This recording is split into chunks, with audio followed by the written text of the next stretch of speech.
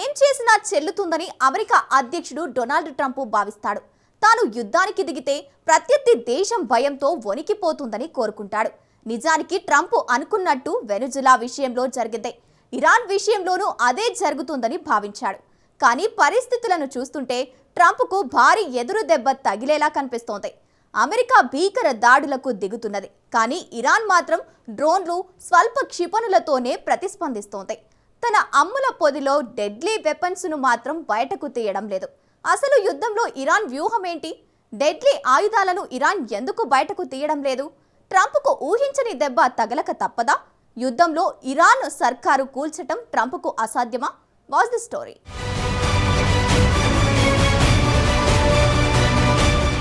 Iran దెబ్బకు America తగ్గాల్సిందేనా?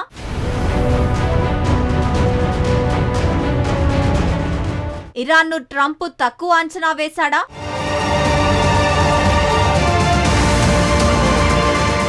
Iran వద్ద ఉన్న డెడ్లీ వెపన్స్ సీక్రెట్ ఏంటి?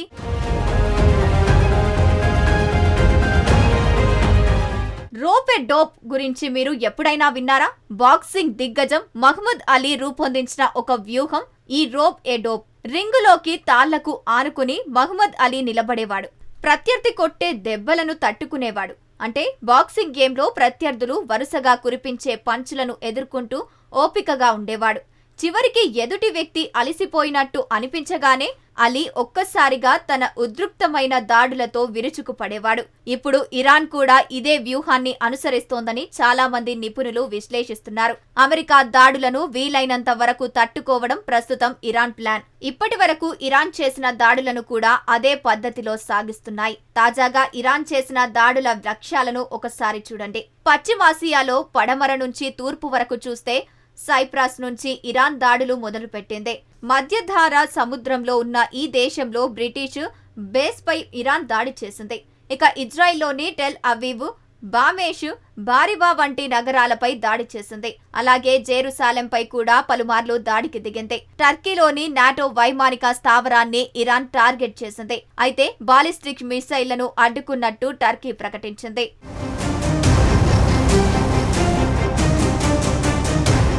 జోర్దాన్లో కనీసం 4 ప్రాంతాలను తెహ్రాన్ లక్ష్యంగా చేసుకుంది. అమ్మన్, అజ్రా, సుయేదా, ఎర్బిడ్ వంటి ప్రాంతాలపై ఇరాన్ దాడులు చేస్తుంది. ఇరాక్లోని ఆర్బిట్లోని బేస్ పై కూడా దాడి జరిగింది. ఇప్పుడు గల్ఫ్ దేశాలను చూద్దాం. సౌదీ అరేబియా రాజధాని రియాద్పై దాడి జరిగింది. అక్కడ ఉన్న అమెరికా రాయబార కార్యాలయం మంటల్లో చిక్కుకుంది. ఆ తర్వాత పర్షియన్ గల్ఫ్ తీరాన ఉన్న అరంకో రిఫైనరీ తెహ్రాన్ లక్ష్యంగా చేసుకుంది. డ్రోన్ దాడుల కారణంగా ఈ రిఫైనరీ సౌదీ మూసివేసింది. కువైట్ రాజధాని కువైట్ సిటీలో కూడా పలు ప్రాంతాల్లో దాడులకు గురయ్యాయి. అక్కడ ఉన్న అమెరికా బేసు, రాయబార కార్యాలయాలే లక్ష్యంగా ఇరాన్ దాడి చేసింది. బహ్రెయిన్ రాజధాని మనామాపై కూడా దాడులు కొనసాగుతున్నాయి. అమెరికా దళానికి చెందిన 5th ఫ్లీట్ ప్రధాన కార్యాలయం మనామాలో ఉంది. ఖతార్ విషయానికి వస్తే కనీసం 3 చోట్ల దాడులు జరిగాయి. రాజధాని దోహాలో ఉన్న అమెరికాకు చెందిన ఆల్ ఉదీద్ ఎయిర్ బేసుతో పాటు రాస్ లఫాను, మైద్ అనే 2 పారిశ్రామిక నగరాలపై కూడా దాడులు జరిగాయి. ఈ పారిశ్రామిక ప్రాంతాలు ఖతారు సహాయ వాయువు నిక్షేపాలకు కేంద్రాలు. ఇరాన్ డ్రోన్లు వాటిని కూడా లక్ష్యంగా చేసుకున్నాయి. యుఏఈ విషయానికి వస్తే ఆ దేశంపై ఏకంగా 165కు పైగా క్షిపణులను ఇరాన్ ప్రయోగించింది. Abu Dhabi, Dubai, Ras Al Khaimah వంటి నగరాలే లక్ష్యంగా ఈ దాడులు జరిగాయి. ముఖ్యంగా దుబాయ్లోని అత్యంత కీలకమైన ప్రాంతాలు దెబ్బతిన్నాయి.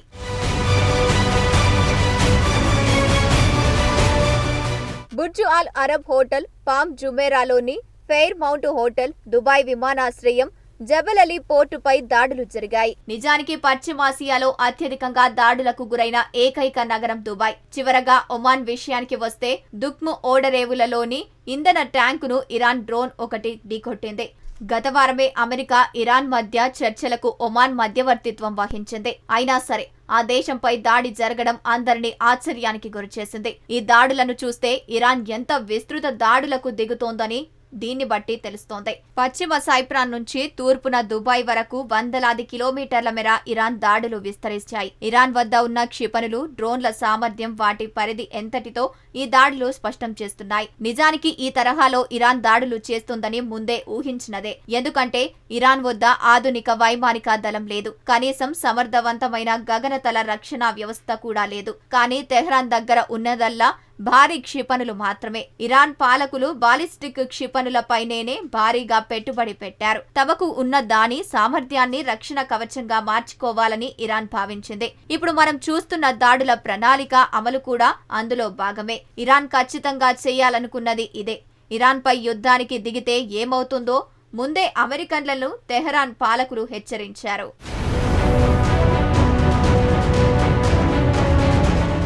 మాజీ సుప్రీం లీడర్ ఖమేనీ మాటల్లో చెప్పాలంటే ఇరాన్పై జరిగేది దాడి ప్రాంతీయ యుద్ధంగా మారుతోంది. ఖమేనీ అన్నట్టుగానే ఇప్పుడు ఇరాన్పై దాడి ప్రాంతీయ యుద్ధంగా మారేది. అయితే పశ్చిమాసియాలో ఇరాన్ ఇంకా ఎంత నష్టం కలిగించగలదు అన్న ప్రశ్నే ఇప్పుడు అందరినీ కలవరపెడుతోంది. అయితే దీనికి జవాబు మాత్రం ఇరాన్ వద్ద మిగిలిన ఉన్న ఆయుధాల సామర్థ్యం బట్టి ఉంటుంది. తాము ఇంకా అత్యంత ప్రమాదకరమైన క్షిపణులను ఇంకా ప్రయోగించలేదని ఇరాన్ చెబుతోంది. ఒకవేళ అదే నిజమైతే గతేడాది జరిగినది పునరావృతం అవ్వచ్చు. గతేడాది 12 రోజుల పాటు జరిగిన యుద్ధంలో కూడా ఇరాన్ తన హైపర్ సోనిక్ క్షిపణులను చివరి వరకు దాచి ఉంచింది. మొదట డ్రోన్లు, చిన్న క్షిపణులతో ఇజ్రాయెల్ రక్షణ వ్యవస్థలను ఉక్కిరిబిక్కిరి చేసి ఆపై విధ్వంసక దాడులు చేసింది. ఇప్పుడు కూడా ఇరాన్ అదే వ్యూహాన్ని అనుసరిస్తోందో లేదో తెలియదు. కానీ ఒకవేళ అదే జరిగితే అత్యంత భయంకరమైన రోజులు ముందున్నాయని చెప్పక తప్పదు. అంతేకాకుండా ఇరాన్ తన దాడుల లక్ష్యాలను మరింత విస్తరించే ప్రమాదముంది. ఉదాహరణకు సముద్రపు నీటిని శుద్ధి చేసే ప్లాంట్లపై ఇరాన్ దాడి చేస్తే పరిస్థితి చాలా తీవ్రంగా మారుతుంది. ఎందుకంటే గల్ఫ్ దేశాల్లో సహజమైన మంచినీటి వనరులు లేవు. సముద్రపు నీటిని తాగే నీరుగా మార్చే ప్లాంట్లపై గల్ఫ్ దేశాలు ఆధారపడ్డాయి. యుఏఈ తన నీటి అవసరాల్లో 42% ఆ ప్లాంట్ల నుంచి పొందుతోంది.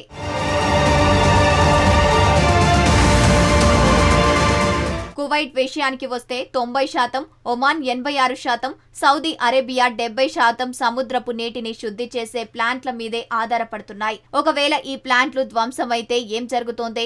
ఆయా గల్ఫ్ నగరాల్లో తాగడానికి నీరు కూడా దొరకని పరిస్థితి ఏర్పడుతోంది. తాగునీరు దొరక్కపోతే నగరాలే ఖాళీ చేయాల్సి దుస్థితి రావచ్చు. అమెరికా సైనిక వ్యూహకర్తలకు ఈ విషయం ఖచ్చితంగా తెలిసే ఉంటుంది. యుద్ధ ప్రణాళికల్లో ఈ అంశాన్ని పరిగణలోకి తీసుకునే ఉంటారు. అయితే సరే, అమెరికా దాడులకు దిగింది. అయితే ఇక్కడే అందరిలోనూ ఓ సందేహం వ్యక్తమవుతోంది. నిజంగానే ఇరాన్ సామర్థ్యాన్ని అమెరికా తక్కువగా అంచనా వేసిందా? ఇరాన్ పాలకులు తట్టుకునే సామర్థ్యాన్ని అగ్రదేశం గుర్తించలేకపోయిందా? నిజానికి ట్రంప్ వెంటనే విజయం సాధిస్తామని ఆశించారు. అంటే ఇరాన్ సుప్రీం లీడర్తో సహా పలువురు అగ్ర నాయకత్వాన్ని హతమారిస్తే మిగిలిన వారు దారికి వస్తారని ట్రంప్ భావించాడు. గతంలో వెనిజులాలో జరిగినట్టే ఇక్కడ కూడా జరుగుతుందని ఆశించారు. తాజాగా వెనిజులా మోడల్ ను ట్రంప్ ప్రస్తావించారు. వెనిజులాలో తాము చేసిన దాడి అద్భుతమన్నారు. అక్కడ ఏమీ చేయకుండానే విజయం సాధించామని చెప్పుకొచ్చారు. వెనిజులా కమాండ్ వ్యవస్థతో తమకు సత్సంబంధాలు ఉన్నాయని తెలిపారు. ఇప్పటికే 10 కోట్ల బ్యారెళ్ల చమురు సొంతం చేసుకున్నామని ట్రంప్ వివరించారు. ఇరాన్ విషయంలో కూడా ట్రంప్ అదే ఆశించాడా? వెనిజులా మాదిరిగా చేయాలనుకున్నారా?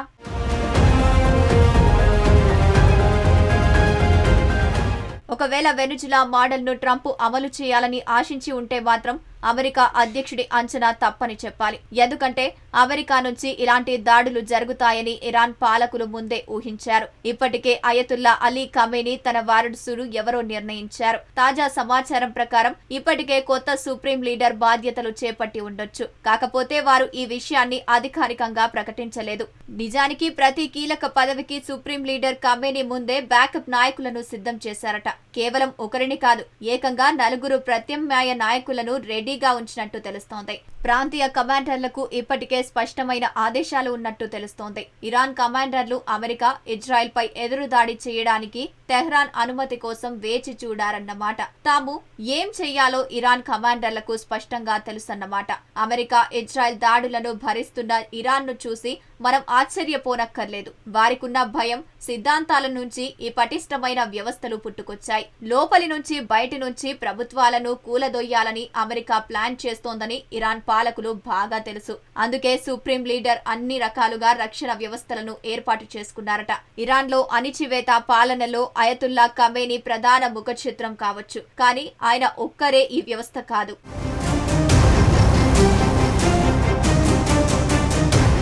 ఇరాన్లో పాలన అనేది ఇస్లామిక్ రెవల్యూషనరీ గార్డర్స్ కోర్పు IRGC మత గురువులు రాజకీయ నాయకులతో అల్లిన ఒక సంక్లిష్టమైన వల వంటిది. కేవలం వైమానిక దాడులతో ఇరాన్ పాలనను అంతం చేయడం అసాధ్యమని లాజిక్ చెబుతోంది. ఇరాన్ పాలకులను ఓడించాలంటే గ్రౌండ్ లో సైన్యాన్ని దించాల్సిందే, లేదంటే లోపలి నుంచి తిరుగుబాటు వస్తోందని ఆశించాలి. కానీ ఇప్పటి వరకు ఆ రెండు పరిణామాలు అస్సలు ఇరాన్లో కనిపించలేదు.